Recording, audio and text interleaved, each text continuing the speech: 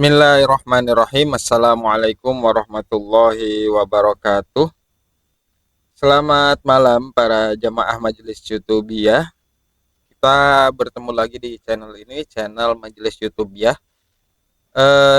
Channel dimana kita sama-sama belajar memperdalam ilmu agama, ya. Yang mana dalam hal ini saya akan mencoba membacakan kitab yang dikarang atau kitab-kitab yang dikarang oleh ulama kita, ulama asal Indonesia, yaitu Syekh Nawawi Al-Bantani atau Imam Nawawi Al-Bantani, yang juga dikenal sebagai ulama Hijaz. Nah, seperti biasa sebelum saya masuk ke channel kita, ke pembacaan kitab-kitab pada kali ini, buat kalian yang belum subscribe silahkan diklik dulu tombol subscribe-nya, kemudian jangan lupa tonton sampai habis ya supaya tidak salah paham, dan nyalakan loncengnya atau kemudian berkomentar, kita berinteraksi, kemudian kita berdiskusi atas apa yang saya baca, dan jangan lupa join ya di channel ini sebagai member channel ini agar kalian bisa mendapatkan video yang belum saya publish. Oke,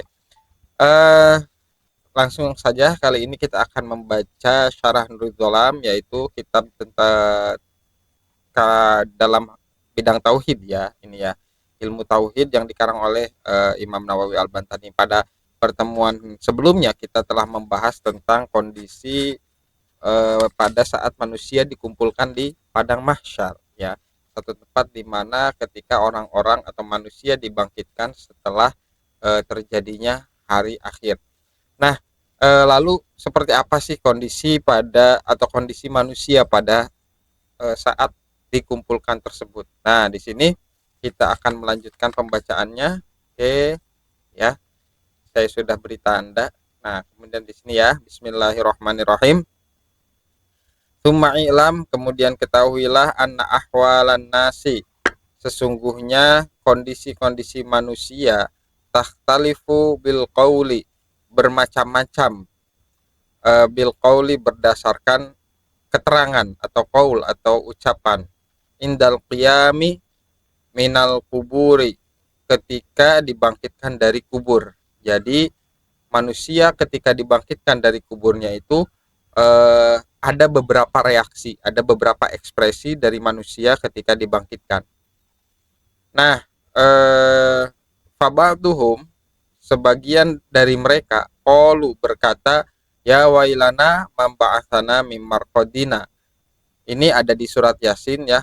Kalau kita biasa membaca surat Yasin di malam Jumat, ya, ini ayat ini seharusnya bisa menjadi perenungan buat kita semua. Mereka berkata, para manusia itu berkata, ya wailana, wahai atau aduh, begitu celakanya kami gitu ya. Man ba'asana mim marqadina. Siapa yang membangunkan kami dari tempat tidur kami? Kurang lebih seperti itu.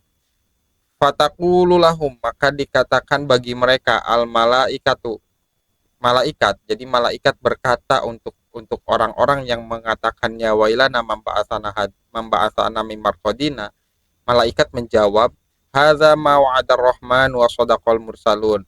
Inilah yang dijanjikan oleh Tuhan yang Maha Pengasih, wa shadaqal mursalun, dan telah benar para utusan-utusan itu.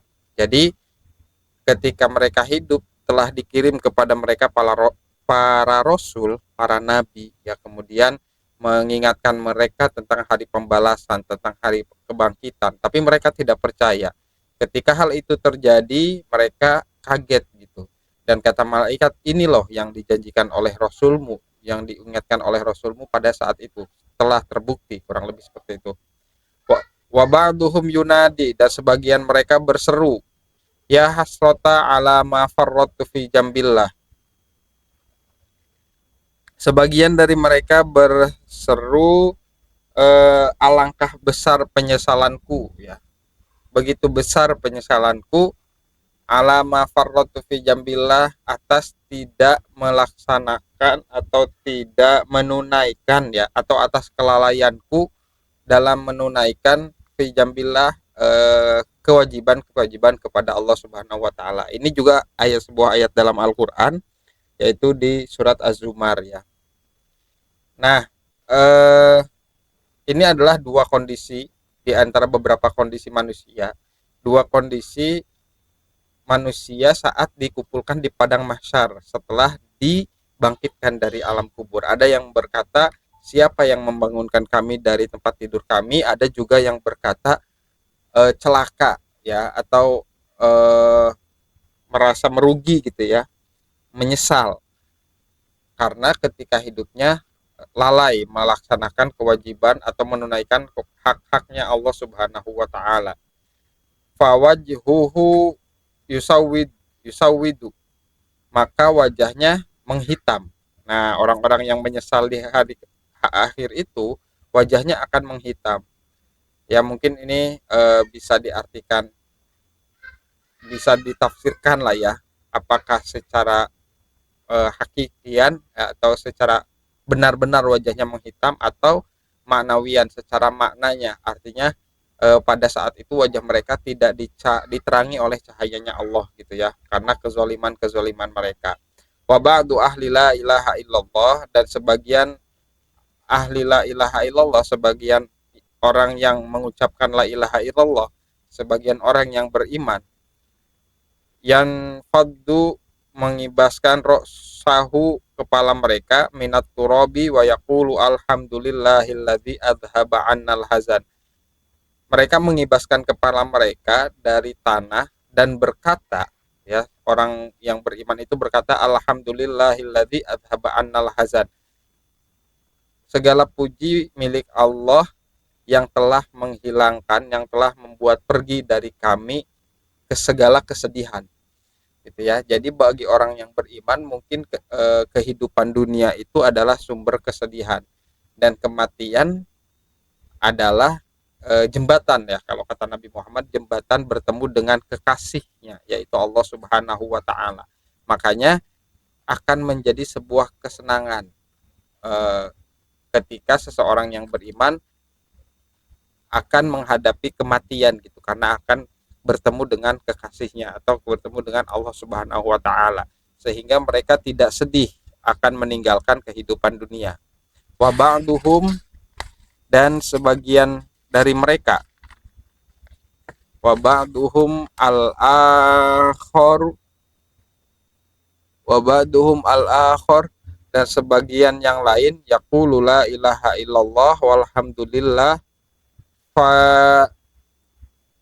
fayabidu wajhahu, dan sebagian yang lain mengatakan ya, dan sebagian yang lain yang mengatakan la ilaha illallah, tidak ada Tuhan selain Allah, walhamdulillah, dan segala puji bagi Allah, fayabidu wajhahu, maka wajah mereka akan menjadi putih ya, atau bisa diartikan mungkin ini secara maknanya